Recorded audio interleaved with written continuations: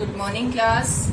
Today we will proceed to our chapter 5, that is death of a partner. In previous class I explained you how to calculate share of profit up to the death of a partner, and in today class I will explain you how to prepare partner's capital account in case of a death of a partner, कि जब किसी partner की death हो जाती है तो उस situation में उस पार्टनर का कैपिटल अकाउंट हम कैसे प्रिपेयर करेंगे। सो आज की क्लास में ये करवाया जाएगा आपको। सो पार्टनर्स का कैपिटल अकाउंट कैसे प्रिपेयर किया जाएगा जिस भी पार्टनर की डेथ होगी। Suppose there are 3 partners A, B एंड C and their profit sharing ratio is 3:2:1 and suppose C dead on 30th June। हमने यहाँ पर सपोज किया कि C की डेथ होगी 30th जून को, तो उसकी C की डेथ अगर 30th जून को हुई है तो 3 मंथ्स का उसका जो भी शेयर होगा, ठीक है, उसे वो सब रिसीव होगा। तो यहाँ पर हम किसका कैपिटल अकाउंट प्रिपेयर करेंगे? C's capital account.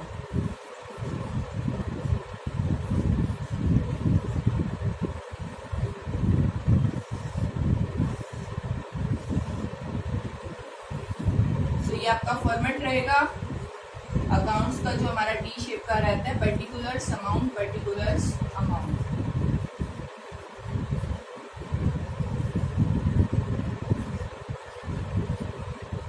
And suppose you have given balance sheet,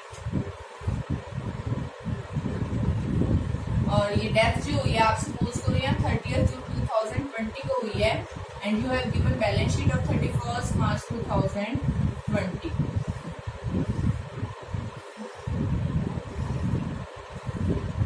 It is your liability side and it is our asset side. And suppose in asset sides you have given P&L balance 10,000, and suppose in liability sides you have given journal reserve, and that is suppose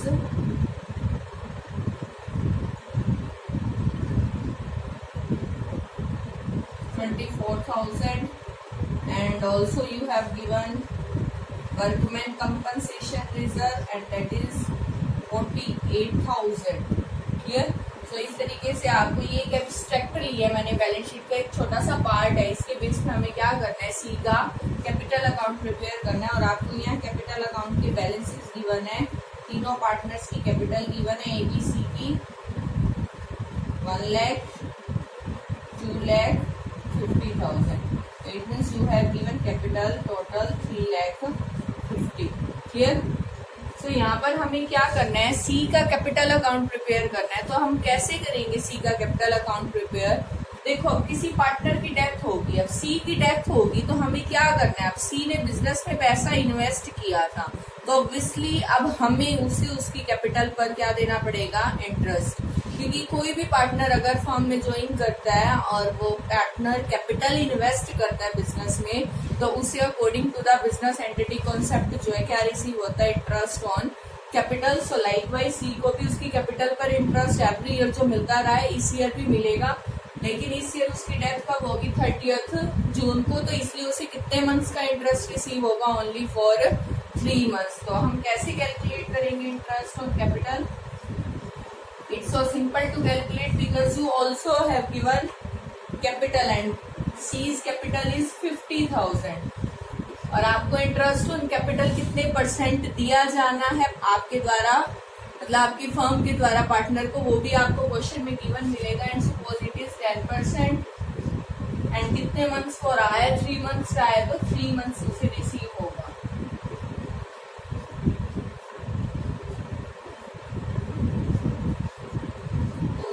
interest on capital की amount I है वो आई है हमारी 1250। So interest on capital उसके लिए income है, तो हम उसे किस साइड लिख देंगे, credit side, bye interest on capital, and it is 1250। Clear? Likewise उसे उसकी कैपिटल भी रिफंड की जाएगी, जितना उसने बिजनेस में पैसा इन्वेस्ट किया था ना, एंड दैट इज 50,000, तो 50,000 जो उसे उसकी कैपिटल रिटर्न की जाएगी। तो क्वेश्चन की स्टार्टिंग हमेशा उसकी कैपिटल से होगी, बाय बैलेंस बीडी मीन्स उसका बैलेंस ब्रॉट डाउन किया जा रहा है, ये अमाउंट उसको क्या जाएगी, रिटर्न की जाएगी, तो उसका ओपनिंग कैपिटल उसको वापस की जाती है, उसकी कैपिटल पर उसका जो इंटरेस्ट है up to the date of death वो भी रिटर्न किया जाएगा। और क्या क्या दिया जाएगा, एक्यूमुलेटेड प्रॉफिट और एक्यूमुलेटेड लॉसेस जो होते हैं उसमें उसका जो हिस्सा है, एक्यूमुलेटेड मतलब ऐसे प्रॉफिट जो कि इकट्ठे किए गए हैं कई सालों से लेकिन पार्टनर्स में डिस्ट्रीब्यूट नहीं किए गए। क्लियर? तो आपको पता है फर्म कभी भी अपना पूरा प्रॉफिट किसी भी ईयर में डिस्ट्रीब्यूट नहीं करती, बल्कि वो उसे क्या करती है, सेव करके रखते, ताकि इनकेस फ्यूचर में कोई भी अनसर्टेनिटी हो तो हम उस लॉस को पूरा कर सके हमारे जो एक्यूमुलेटेड प्रॉफिट है उनसे। लेकिन अब किसी पार्टनर की डेथ हो जाती है तो उस सिचुएशन में उसे एक्यूमुलेटेड प्रॉफिट में उसका जितना भी शेयर बनता है उसे दिया जाता है। तो यहाँ पर हम देख सकते हैं एसेट साइड जो P&L बैलेंस गिवन है वो किस चीज को शो करता है, you all know it show loss, means ये फर्म को लॉस हुआ 10,000 का एक्यूमुलेटेड बैलेंस है तो उस लॉस में उसको शेयर मिलेगा। अब लॉस में शेयर मिलेगा तो उससे उसकी कैपिटल कम हो जाएगी, इसलिए उसे किस साइड लिखेंगे हम, debit side to P&L account 10,000 multiply his share 1/6, तो 1/6 देख लेंगे हम, जितनी भी अमाउंट आएगी वो हम यहाँ राइट डाउन कर देंगे। तो 1666 आ गया उसका share in loss. Likewise liability side आप देख सकते हो जनरल रिजर्व गिवन है, वर्कमैन कंपनसेशन रिजर्व है, तो जितने भी रिजर्व हो अगर कोई प्रॉफिट हो तो उसमें भी उसका शेयर देखकर हम उसे रिटर्न करेंगे। So by general reserve and by workman compensation reserve, तो जितनी भी अमाउंट है उसमें उसका शेयर।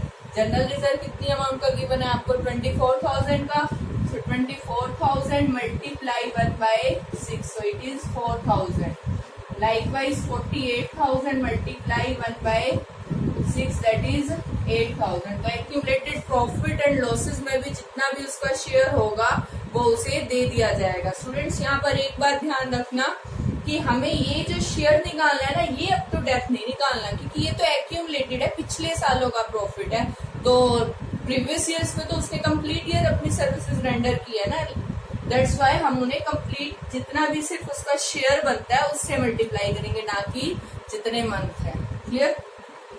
और आपको यहाँ पर क्या ध्यान रखना है, अगर आपको गुडविल का ट्रीटमेंट आपने सीखा हुआ है रिटायरमेंट के केस में भी, डेथ के केस में भी, हमारी गुडविल जो फर्म की गुडविल गिवन होती है हमारी एडजस्टमेंट में, उसका ट्रीटमेंट हम अब तक क्या करते आए हैं, gaining partner debit to sacrificing partner, तो अभी भी आपको यही ट्रीटमेंट करना है। तो सबसे पहले आप ओल्ड रेशियो और न्यू रेशियो के बेस पर क्या निकालोगे कि कोई पार्टनर कौन गेन कर रहा है और कौन सेक्रीफाइस कर रहा है, अकॉर्डिंगली हम क्या करेंगे, जर्नल एंट्री पास ऑन करेंगे। तो हम यहाँ सपोज करते हैं कि सिर्फ कौन गेन कर रहे हैं, ए और बी, क्योंकि ऑब्वियसली सी जा रहा है तो सी के हिस्से का जो प्रॉफिट है वो भी किन्हें मिलेगा, अब ए और बी को। तो क्वेश्चन में स्टेटमेंट के अकॉर्डिंग जो भी पार्टनर गेन करेंगे वो क्या होंगे, debit, and who is sacrificing will be credited. So entry will be A's capital account debit, B's capital account debit and to C's capital account. Clear? तो इस जर्नल एंट्री के base पर अब हमें इसे अकाउंट में ट्रांसफर करना है, तो हमें क्या ट्रीटमेंट करना पड़ेगा, हमें सी के अकाउंट में इसे पास ऑन करना है, तो हम क्या करेंगे, बाय ए और by B's capital account, by A's capital account and by B's capital account. जैसा कि आप अभी तक करते आए हो, रिटायरमेंट के जितने भी क्वेश्चन आपने गुडविल वाले करे हैं, तो हम क्या करते थे, पहले सी के हिस्से की गुडविल निकालते और उसे ए और बी में किस रेशियो में बांट देते हैं, गेनिंग रेशियो में। तो सपोज अगर हमारा पहला ही केस है तो पहले केस में आपको पता है लाइक सी रिटायर हो गया तो हमारा न्यू रेशियो भी यही होगा और गेनिंग रेशियो भी यही होगा। एंड सपोज फर्म की गुडविल आपको गिवन है 60,000 अगर फर्म की गुडविल है तो सी का शेयर कितना आ जाएगा फर्म की गुडविल में, सी शेयर इज 1/6, तो 1/6 उसका शेयर आ गया, दैट इज 10,000। 16 करने पर हमें पता लगा कि सी का हिस्सा कितना है गुडविल का, 10,000। अब इस 10,000 को ए और बी में किस रेशियो में बांटना है, हमें गेनिंग रेशियो में। और पहला केस हमारा क्या कहता है, जो रिमेनिंग होता है वही न्यू होता है, वही गेनिंग होता है। सो हमारा गेनिंग रेशियो कितना होगा, 3:2। सो 10,000 will be distributed in 3:2, so amount will be 6,004। 4000। तो इस जर्नल एंट्री को अब हमें अकाउंट में ट्रांसफर करना है तो कितना चला जाएगा 6000 एंड 4000। क्लियर, सिंपल है, ये आप ऑलरेडी कर चुके हो। हमें सिर्फ क्या करना होता है, उसकी हिस्से की गुडविल निकालनी होती है और उसे गेनिंग पार्टनर में गेनिंग रेशो में डिस्ट्रीब्यूट कर देना होता है। क्लियर, लाइकवाइज प्रीवियस क्लास में मैंने आपको सिखाया कि share of profit up to the date of death of a partner, उसकी जर्नल एंट्री क्या सिखाई थी, P&L suspense account debit to deceased partner, and here deceased partner मतलब जिस पार्टनर की डेथ होगी and that partner is C, so entry will be P&L suspense account debit to C's capital account. तो उसके हिस्से का प्रॉफिट निकालना सिखा चुकी हूँ मैं आपको। तो इसको अब यहाँ ट्रांसफर कैसे करेंगे, बाय डेबिट है तो क्या हो जाएगा, बाय P&L सस्पेंस अकाउंट,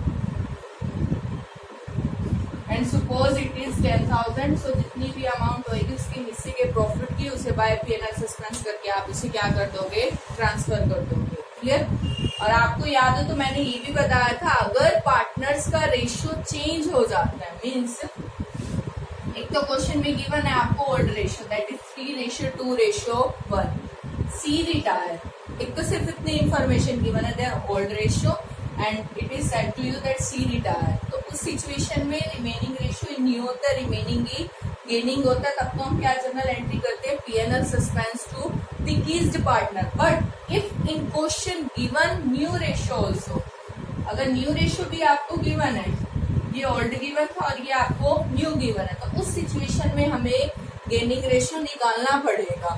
तो उस सिचुएशन में एंट्री हमारी P&L सस्पेंस टू सी कैपिटल ना होगी, गेनिंग टू सी होगी, और गेनिंग हमारे ए और बी है तो एंट्री क्या होगी, A's capital account debit and B's capital account debit to C's. तो उस सिचुएशन में हमारी यहाँ भी चेंज हो जाएगा, बाय P&L सस्पेंस की बजाय हम क्या कर देंगे, by A's and by B. Clear, क्योंकि अकॉर्डिंगली तो हम शेयर निकालेंगे, जो भी एंट्री पास हम करनी है उसी को हमें क्या करना होता है, सी के कैपिटल अकाउंट में ट्रांसफर करना होता है। अगर रेशियो चेंज नहीं हो रहा then by P&L suspense account, and if ratio is change then gaining partner debit होते हैं, इसलिए बाय ए और बाय बी। सो इस तरीके से हम क्या करते हैं, पार्टनर्स का कैपिटल अकाउंट प्रिपेयर करते हैं। क्लियर, क्या क्या दिया जाता है पार्टनर को, उसकी जितनी भी कैपिटल है बिजनेस में, उसने जितना भी पैसा इन्वेस्ट किया था उसे वो रिटर्न की जाएगी, उसकी कैपिटल पर interest till the date of death means 3 months का, एक्यूमुलेटेड प्रॉफिट हो, general reserve, any type of reserve whether it is workman compensation और एनी रिजर्व, उन रिजर्व में उसका जितना भी शेयर बनता है वो दिया जाता है। गुडविल का ट्रीटमेंट करते हैं हम, gaining partner debit to retiring और we can say to sacrificing, इसलिए बाय ए और बाय बी, और ये हमारी एंट्री है his share of profit up to the date of death. तो इस तरीके से कैपिटल अकाउंट बनाया जाएगा। तो ये कैपिटल अकाउंट आपने बनाया, यहाँ से क्या पता लग रहा है कि जो पार्टनर की डेथ होगी है उसकी लीगल रिप्रेजेंटेटिव को आपको कितनी अमाउंट देनी है। क्लियर, यही तो पता लग रहा है हमें। तो हम क्रेडिट साइड का टोटल करेंगे, उसमें से डेबिट साइड की अमाउंट माइनस करेंगे तो हमें पता लगेगा कि हमने उसके एग्जीक्यूटर को कितनी अमाउंट देनी है, means the amount due. So total कर देंगे 10,000 20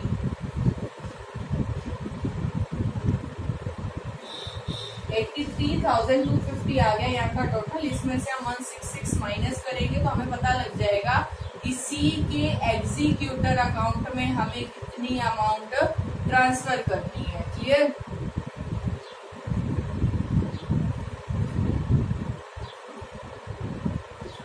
हमें पता लगा 81,584 जो है उसके हमें एग्जीक्यूटर को अमाउंट पे करनी है। तो इस तरीके से हम पार्टनर का कैपिटल अकाउंट प्रिपेयर करते हैं। मीन्स यहाँ से हमें पता लग गया the amount which is due to C executor इज 81,584। अब चाहो तो आप सी एग्जीक्यूटर का अकाउंट भी प्रिपेयर कर सकते हो।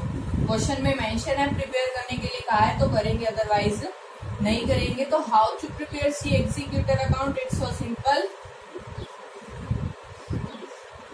देखो हमारी क्या जनरल एंट्री है यहाँ पर, C's capital account debit to C executor account, right.